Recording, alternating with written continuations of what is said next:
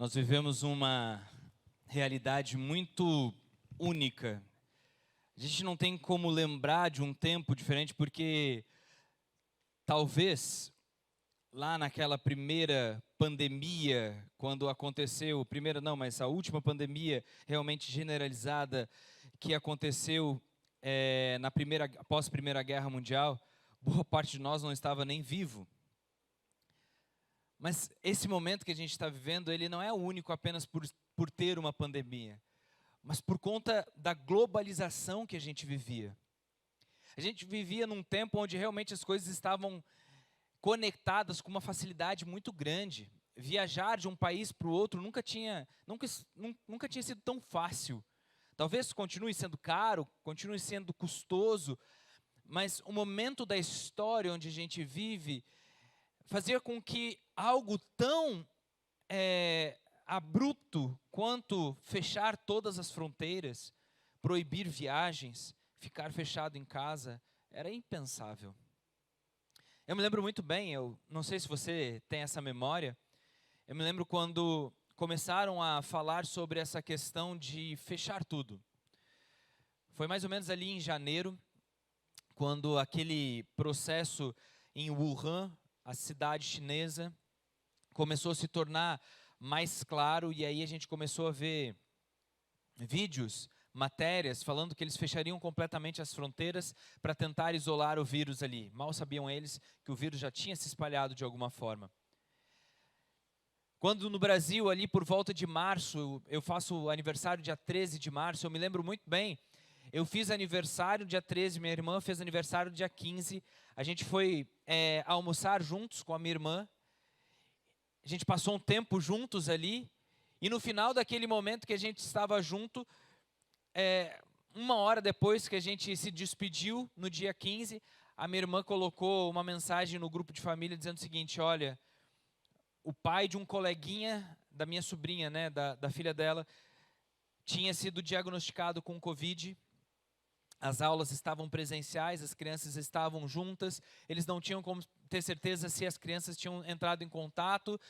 Os meus sobrinhos estavam nesse dia da festa, a gente estava todo mundo junto, e eu me lembro que no dia 15, eu, minha esposa e meus filhos, a gente decidiu se autocolocar num processo de quarentena que duraria em torno de 21 dias. Morávamos dentro de um condomínio fechado, com várias casas, e a gente decidiu então ficar realmente ali contido, preso dentro de casa. Eu me lembro que eu sempre fui de fazer as coisas em casa. Desde que eu casei, essa dinâmica de dividir, não é ajuda, é dividir os processos, sempre foi muito, muito natural para mim. E quando eu tive que ficar 21 dias agora completamente em casa, eu sempre dei muito valor ao que minha mulher faz. Sempre dei muito valor à educação que ela dá aos nossos filhos, ao quanto ela se entrega para ser mãe. E eu sempre entendi que o que ela fazia, ela fez no passado uma decisão por escolha, mas que hoje, mais do que uma escolha, é uma necessidade.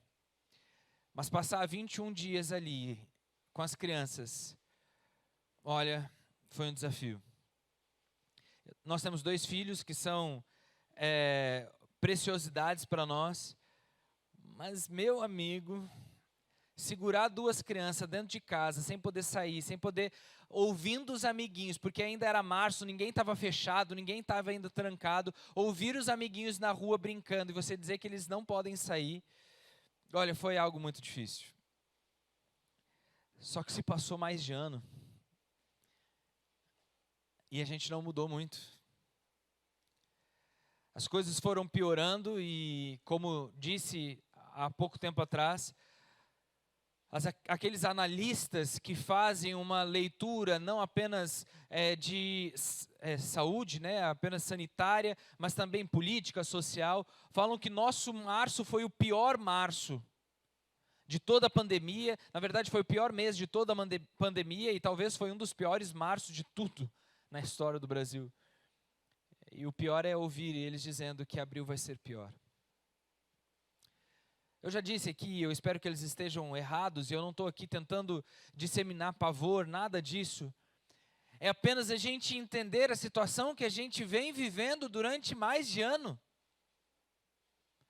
Há mais de ano a gente sofre com isso e a gente passa por entra, sai, fica preso, agora só solta e agora fecha as portas do comércio, abre, e eu tenho emprego, não tenho emprego, e tenho trabalho, não tenho trabalho, tem volume, não tem volume. Isso tudo deixa a gente confuso. Eu não sei se isso realmente te incomoda ou se te tira de um momento assim de desconforto, mas para mim já está desconfortável há muito tempo. A gente fica irritadiço, a gente fica incomodado. E aqui que eu queria chegar. O Brasil, numa pesquisa recente em janeiro, que foi liberada em janeiro, o Brasil cresceu exponencialmente nos processos de divórcio. As varas civis têm registrado um alto crescimento de entrada, de pedido de divórcio, porque simplesmente as pessoas não estão mais aguentando conviver juntas. E eu não estou falando aqui que é coisa simples, não. Eu não estou nem criticando a ponto de dizer, nossa, como é que eles não aguentam? Nada disso. Eu só estou tentando colocar em perspectiva como tudo isso está acontecendo, além do fator já natural, que é conviver com alguém que a gente, que não é nós mesmos. Conviver com nós mesmos já é difícil, a gente já briga dentro de nós. Agora com outra pessoa se torna mais difícil ainda. Eu não sei se é o seu caso aí, mas lá na minha casa, a gente tem que cuidar várias vezes com a forma como a gente fala as coisas, com a forma como a gente trata alguns assuntos. E não tem como, às vezes a gente passa realmente por cima um do outro. E eu vou trazer essa culpa mais para mim, porque eu sou um pouquinho mais rude nesse sentido. A gente perde a sensibilidade, fica irritadiço mesmo.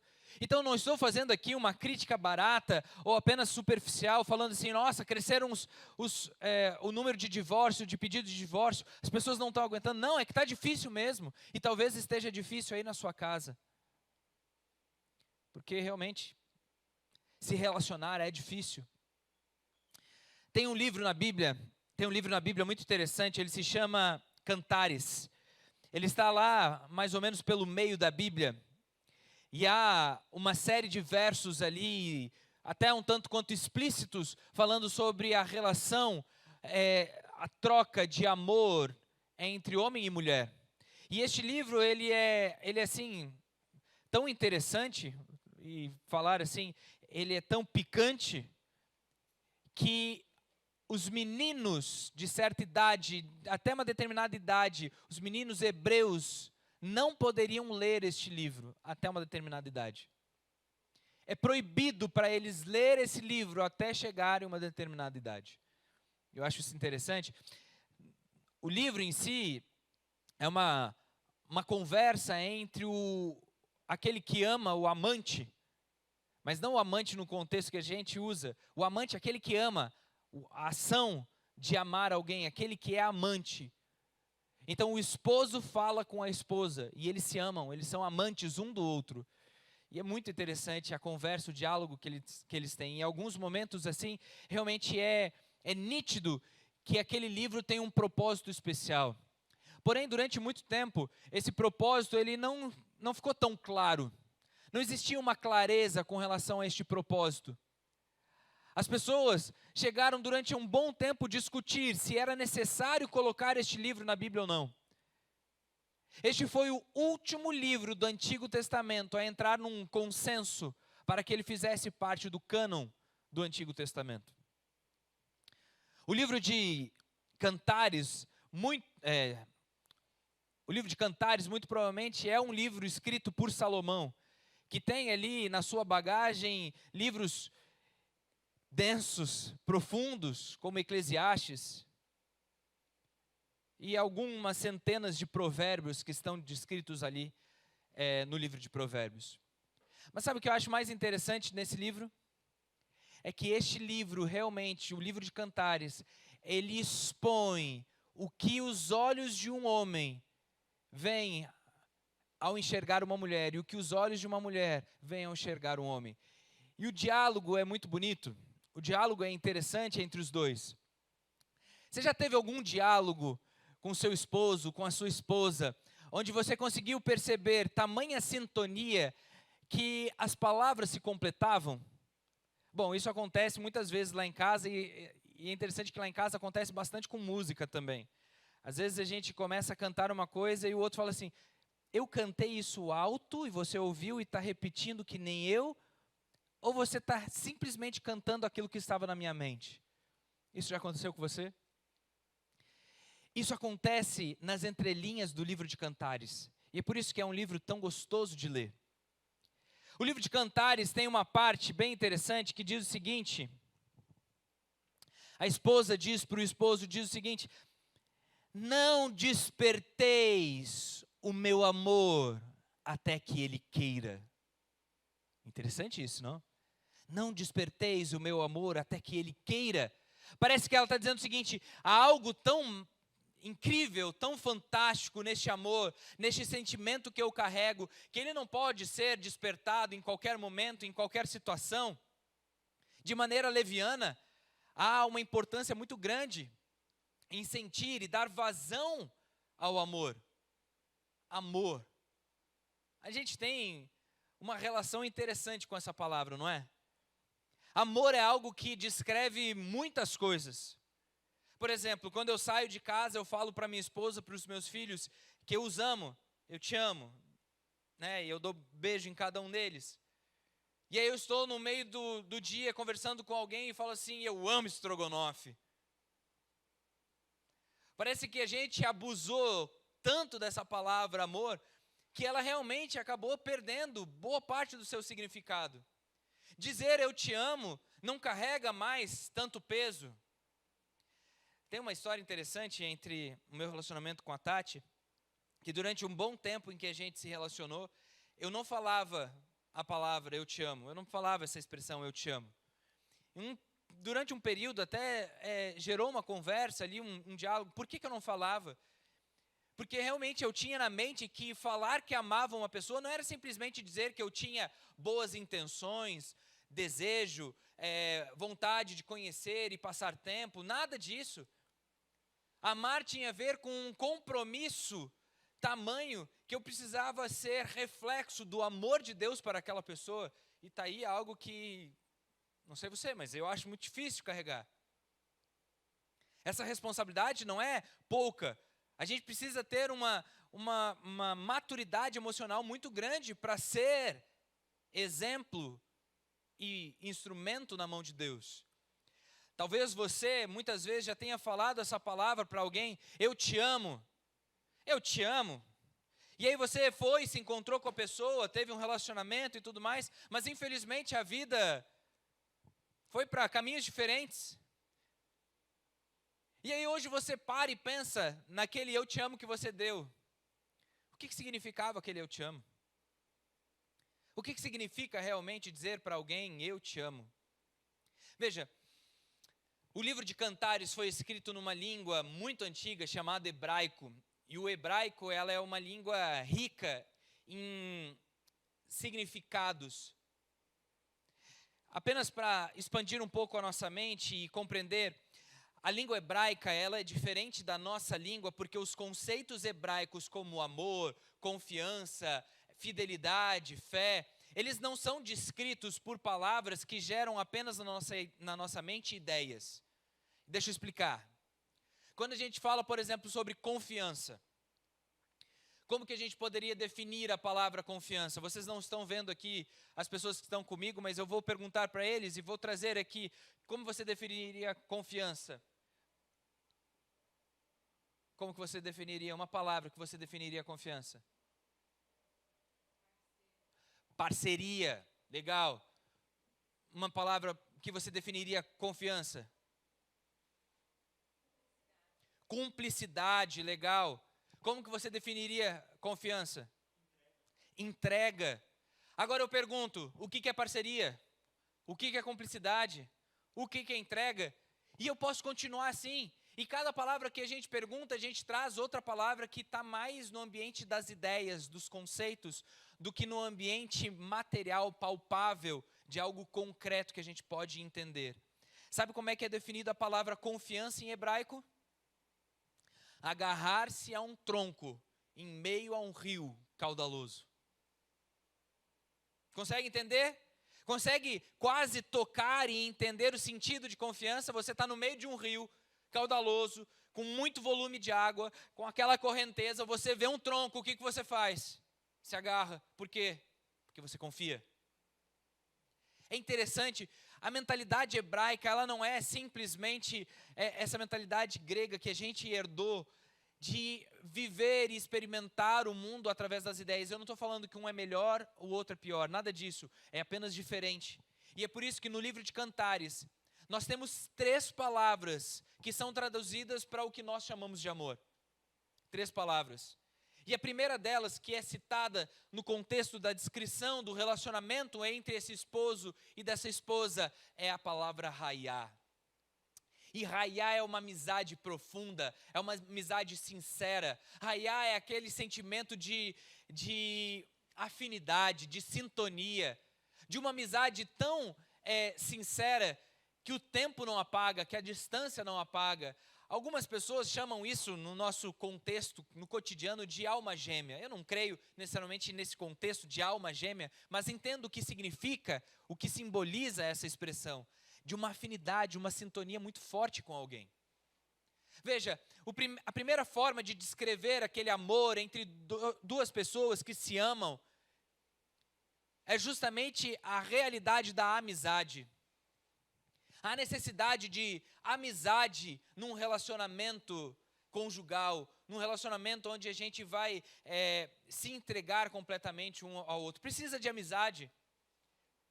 E é bem interessante porque esse raiá, sozinho, ele também pode ser entendido como a amizade que eu tenho com o meu irmão, com a minha irmã, com amigos que realmente são tão conectados comigo, como eu falei esses dias, acho que foi ontem mesmo, quando eu estava falando da minha experiência com o Walter. O Walter, eu tive uma amizade raiá com ele, assim como eu tenho com os meus padrinhos de casamento.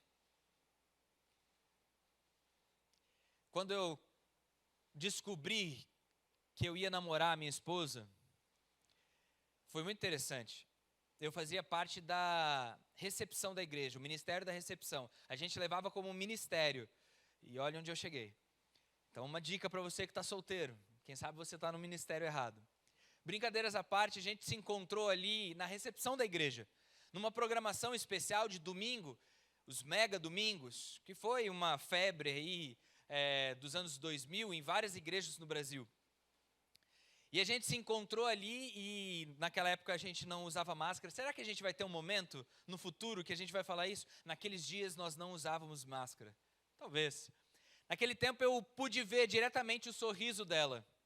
E a gente tinha uma forma de marcar as pessoas que estavam indo pela primeira vez ou que não faziam parte da membresia da igreja, que era colocar aquele smile, aquele post-it assim, de uma carinha com um sorriso.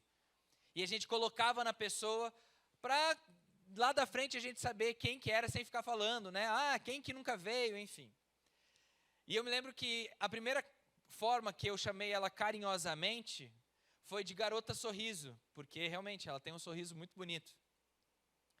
E eu me lembro que aquilo já foi o começo do raiá.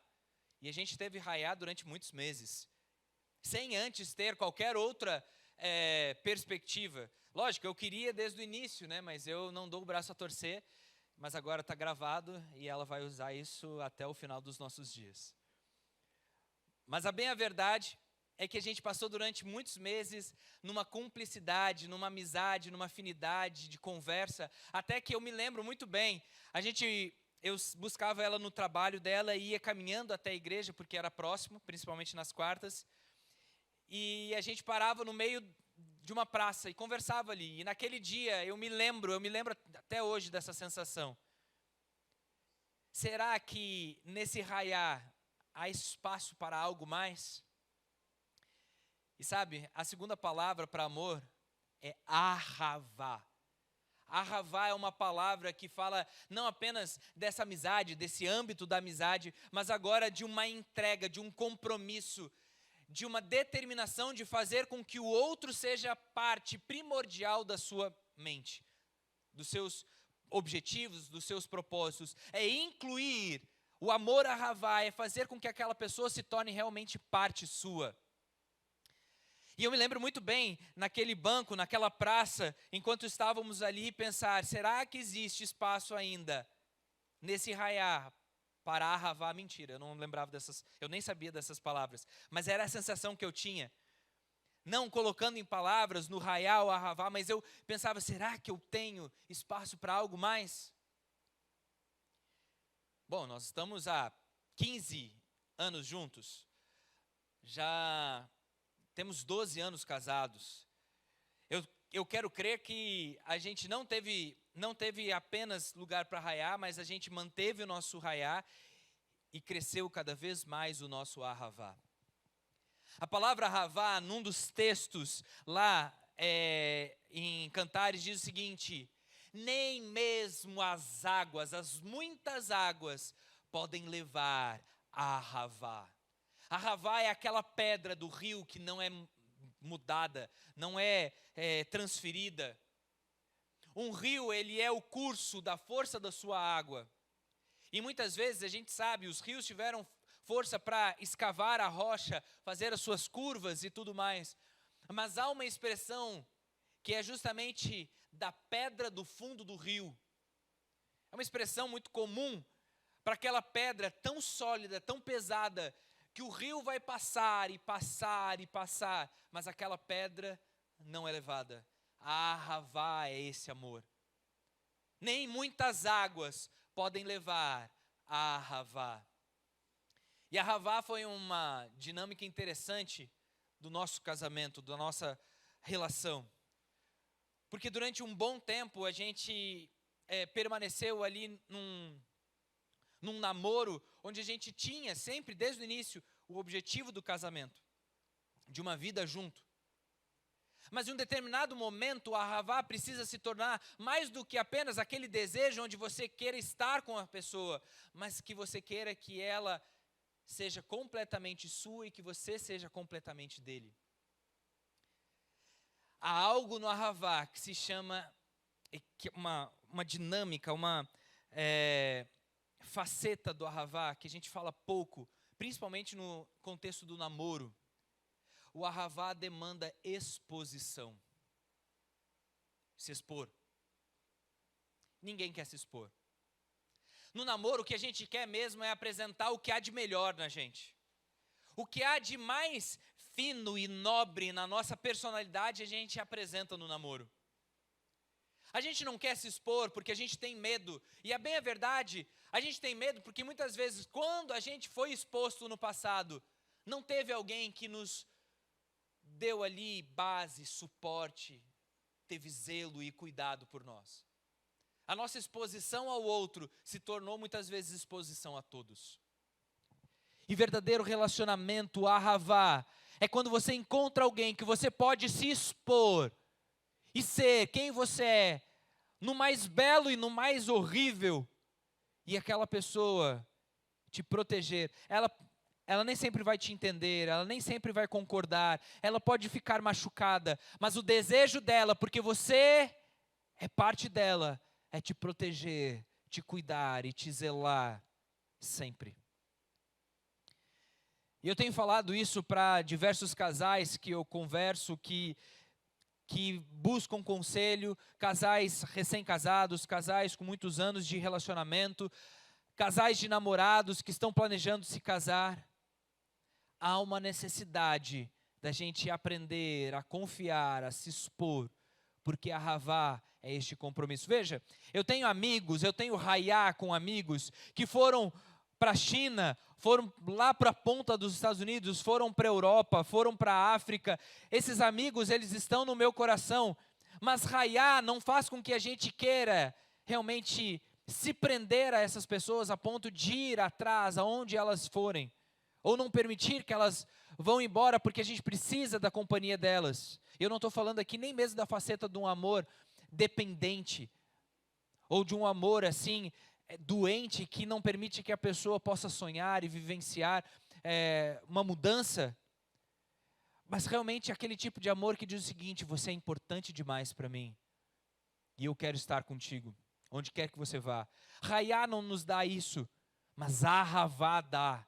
Ahavá nos dá essa sensação de realmente ter alguém para nós que nos cuida assim como nós devemos, e nós nos dispomos a cuidar do outro. Quando Cristo estava na praia ali conversando com Pedro, o que ele perguntou para Pedro foi justamente isso: Pedro, tu me amas, Ahavá? Só que Pedro dizia: ah, Senhor, arraiá, eu tenho arraiá por ti. Eu tenho arraiá, não Ahavá. A resposta de Pedro: eu tenho essa afinidade, nós somos próximos, eu tenho amizade. E Cristo falava o seguinte: eu quero a tua entrega. Eu quero o mais do que a tua entrega, eu quero tudo que tu tem. Quando Cantares fala que o amor entre os dois, entre os amantes, entre o esposo e a esposa, chegam no Ahavá, então há uma dinâmica nova acontecendo, porque a partir da confiança, da sensação de confiança e de entrega, disposição, então surge a terceira palavra para amor. Essa palavra, ela é interessante. A terceira palavra traduzida para amor é a palavra Dod. D-O-D.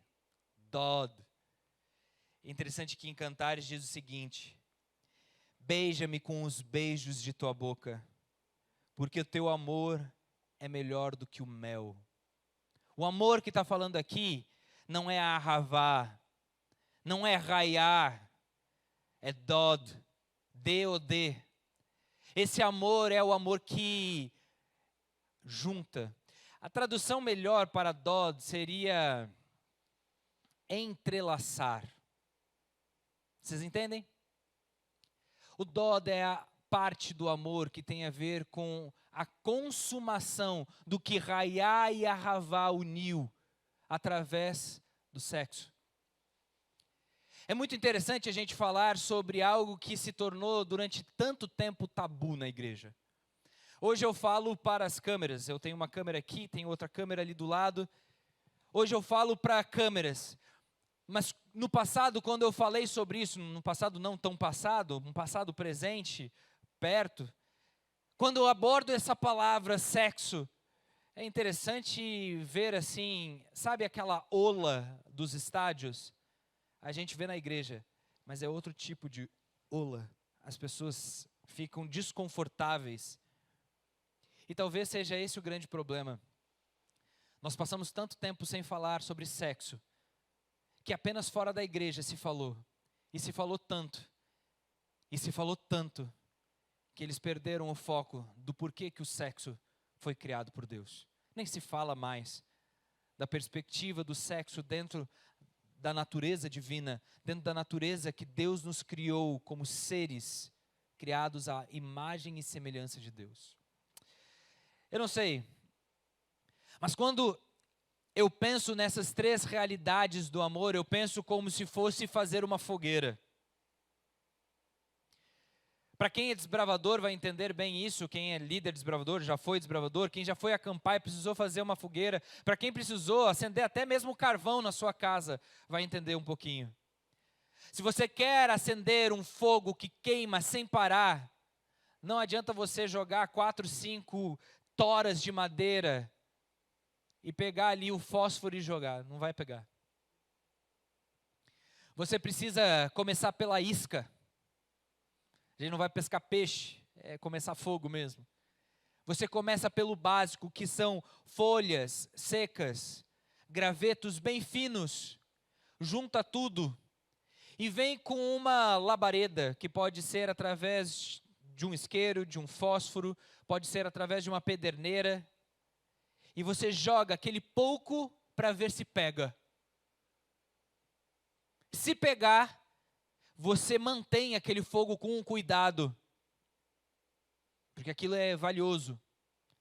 E então você traz aquele fogo, ou traz a lenha mais pesada até o fogo, e coloca então, depois que o fogo já tomou ali uma força suficiente, você coloca esse fogo entre a lenha. E aí, meu amigo, você pode queimar a noite inteira, e pode ficar com uma tocha, com fogo que nunca cessa. Só basta você trazer a lenha. Uma chama, uma parte desse amor é uma pequena parte da chama. Tanto o sexo, quanto o compromisso, quanto a amizade, se utilizados de maneira separadas, distintas, eles só vão trazer ali a labareda. Tem pessoas que eles entram no meio do caminho e vão direto para o dó, desfrutar do sexo, sem mesmo antes ter compromisso e amizade. E é lógico, dá para desfrutar do amor assim, lógico que dá. Mentira aquele que diz que não dá. E não vou ser eu que vou falar isso, talvez para uma geração de adolescentes e de jovens.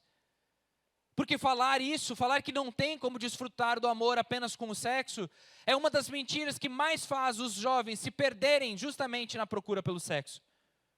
Porque eles sentem, mas não é completo. Eles sentem sim queimar, eles sentem sim arder, eles sentem sim o desfrutar, mas falta algo. Mas na maior parte das vezes eles pensam, mas se eu fizer mais vezes ou com mais pessoas,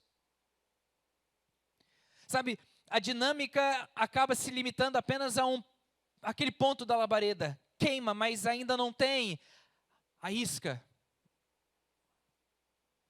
Aquilo que faz realmente o fogo tomar proporção. E essa é a segunda parte. Nós precisamos de pelo menos, e quando você junta duas partes, já dá a isca.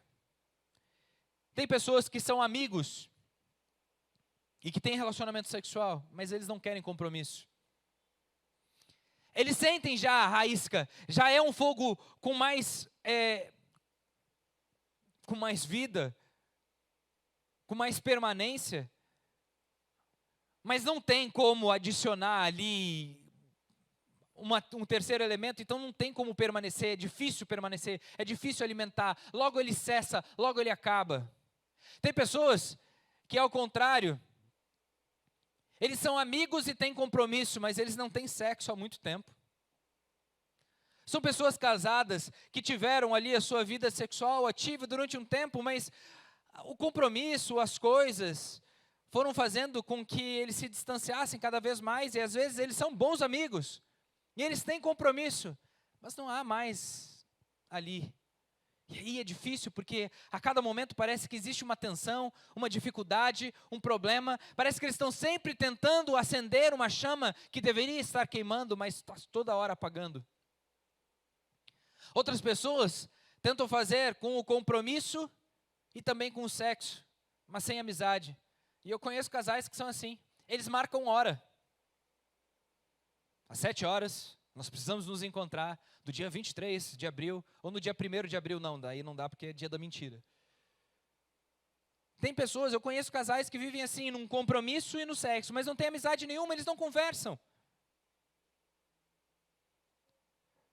Há algumas pessoas que acham que isso realmente é o sinônimo de um casamento duradouro.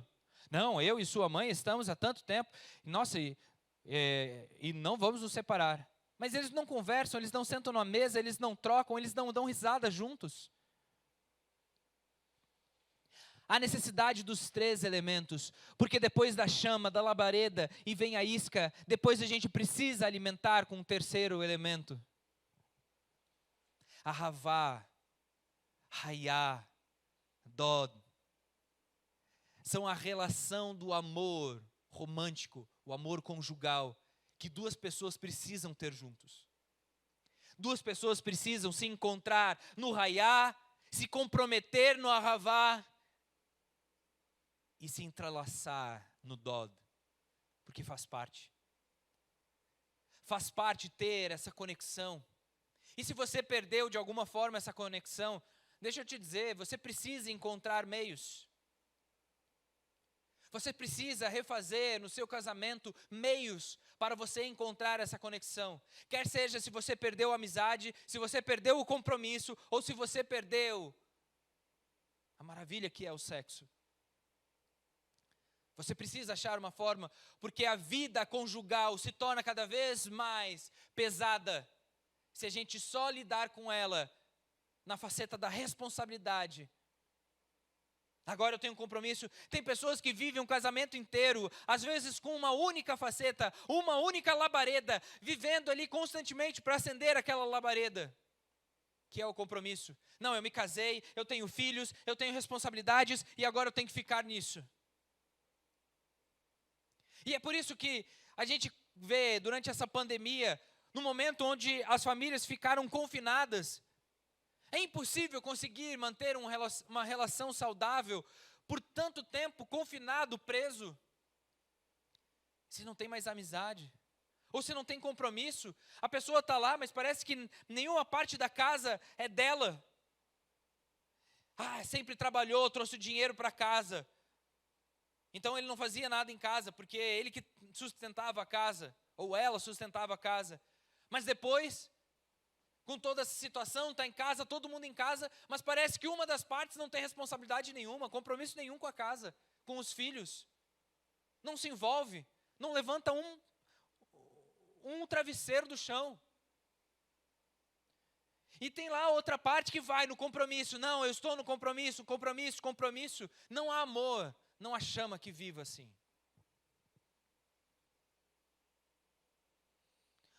Não existe receita de bolo, queridos.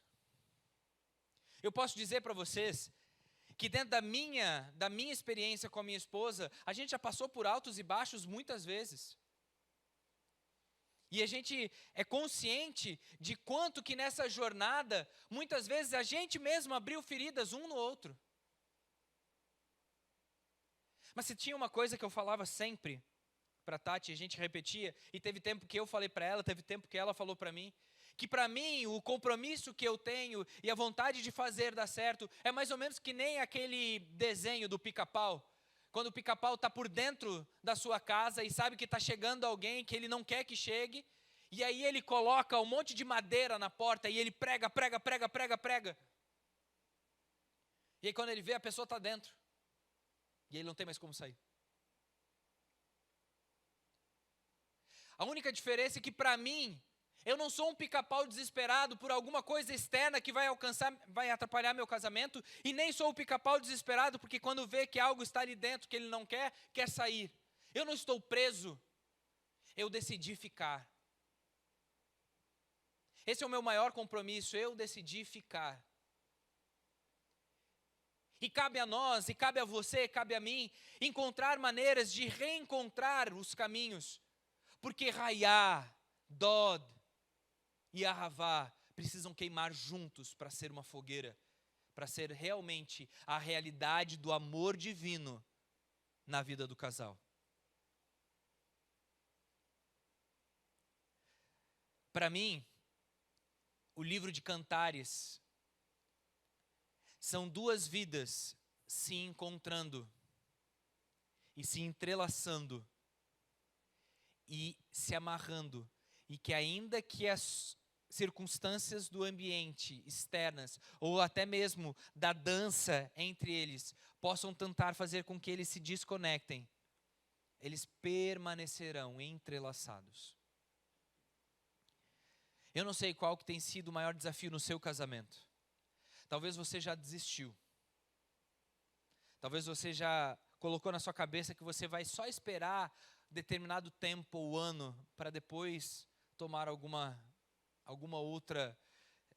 outro caminho, alguma outra decisão.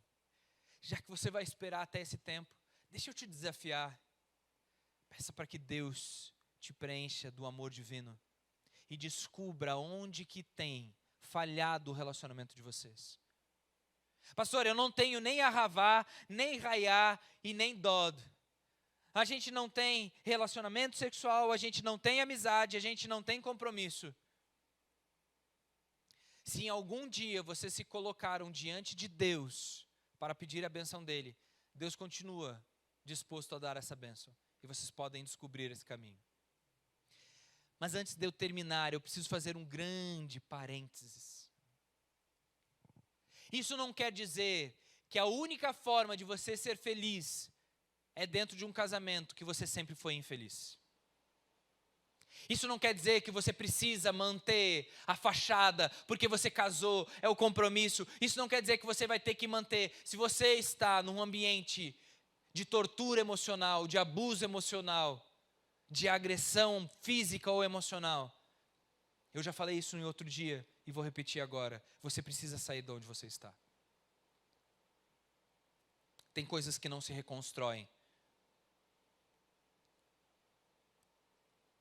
Mas se de alguma forma, na sua mente, você tem dúvida se realmente todas as chances já se esgotaram, se você tem dúvida e se há em você uma disposição para ser preenchido ou preenchida por Deus, que você se coloque diante de Deus e peça, porque Deus dá a oportunidade para a gente criar amizade, conexões, compromissos. Deus dá intimidade para quem já perdeu intimidade. Há uns 2 anos atrás, e eu termino com essa história, eu conversava com um casal muito querido, que durante boa parte do meu ministério foi um casal presente. Eles nunca foram membros das igrejas que eu passei, mas é um casal querido, parceiro, amigo. E um deles falou assim para mim, em um determinado momento, eu não fui padrinho de casamento deles, mas ele falou o seguinte: no final das contas eu acho que talvez eu tenha errado. Talvez eu não tenha tomado a melhor decisão. E agora Deus está me mostrando isso. Ali eu saquei na hora. Eu falei assim: você não errou? Deus não está te mandando nenhuma mensagem subliminar. O que está acontecendo é que você está perdendo a chama que eu conheço que você já teve pela sua esposa. A questão é onde vocês pararam. E a conversa seguiu e durante mais de 3 horas a gente ficou papeando, conversando e tudo mais, e ele expondo. E é interessante porque eu me refletia, eu conseguia perceber e entender a dificuldade que ele estava passando. Porque querendo ou não, todo mundo que é casado já passou pelas suas dificuldades e consegue entender quando alguém abre o seu coração. E ali a gente ficou conversando e depois no final de 3 horas conversando, ele me falou o seguinte: tudo bem, tá certo, eu preciso investir mais, eu preciso fazer mais, eu preciso acreditar que há algo fora de mim que pode me preencher e pode tornar a minha vida melhor e a vida da minha esposa e, por sim, a nossa vida como casal. Mas ali era só palavras. Eu não tinha como saber se realmente as ações seriam seguidas, as palavras seriam seguidas de ações. Isso já tem 2 anos. E tem uns 4 meses atrás, 4, 5 meses atrás, que eu pude fazer a apresentação do segundo filho deles. Eu pude realmente entender ali que não é uma questão de perder o foco, é uma questão de entender que Deus é quem dá o foco. E se você não estiver conectado com Deus, não há o que te preencha. Quando você não sente mais amizade, compromisso, dó, você não tem mais desejo, você não tem mais afinidade, você não tem mais compromisso. Se tudo isso falta em você, a única pessoa que pode te dar é Deus. E Ele dá. E Deus dá. Porque Ele é fiel. E nem princesas na torre. Não creio naquela coisa de Deus preparou alguém desde o ventre para você. Não creio nisso. Eu não creio nesse conto de fadas que contam. Eu creio que se você escolher convidar Deus para o seu relacionamento, Ele pode fazer maravilhas na sua vida. Eu creio que se você se dispuser a confiar no outro e se expor para que o outro também possa te proteger, eu creio que você pode vivenciar um relacionamento fantástico.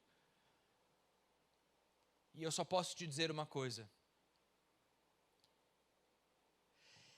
Se você quiser experimentar o que é um casamento preenchido, cheio, que você se entregue à amizade, que você confie no compromisso do Ahavá e que você se entrelace nos braços de Dod e que Deus abençoe a tua casa e o teu lar.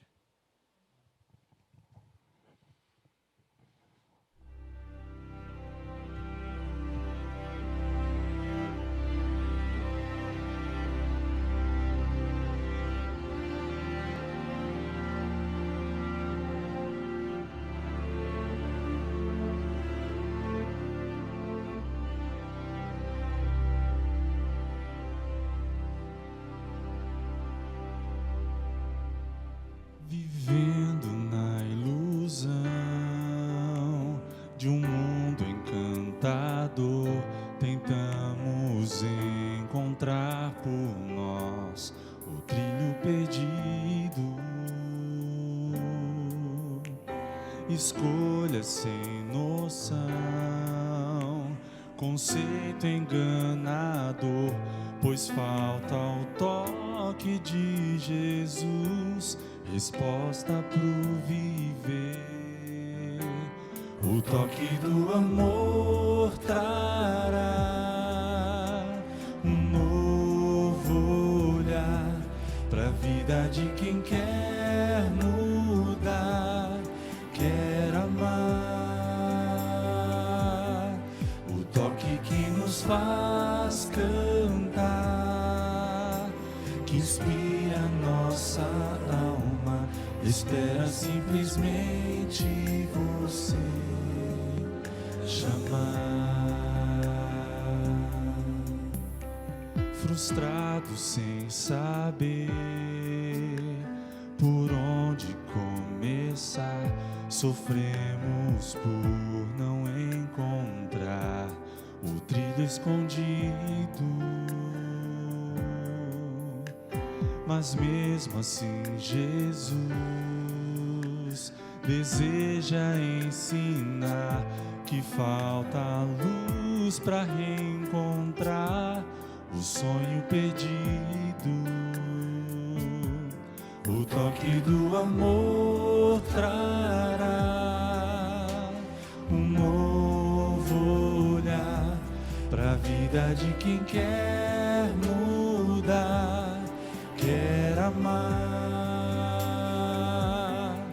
O toque que nos faz cantar, que inspira nossa alma, espera simplesmente você chamar.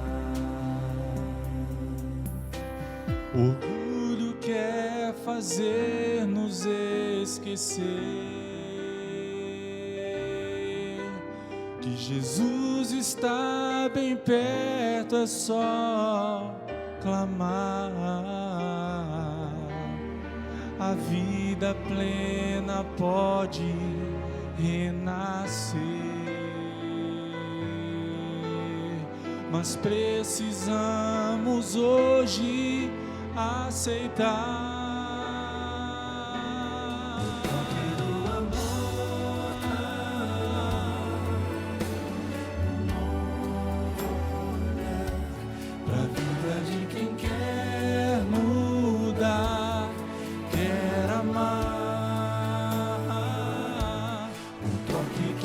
Faz cantar, inspira nossa alma, espera simplesmente você chamar. Que inspira nossa alma, espera simplesmente você chamar.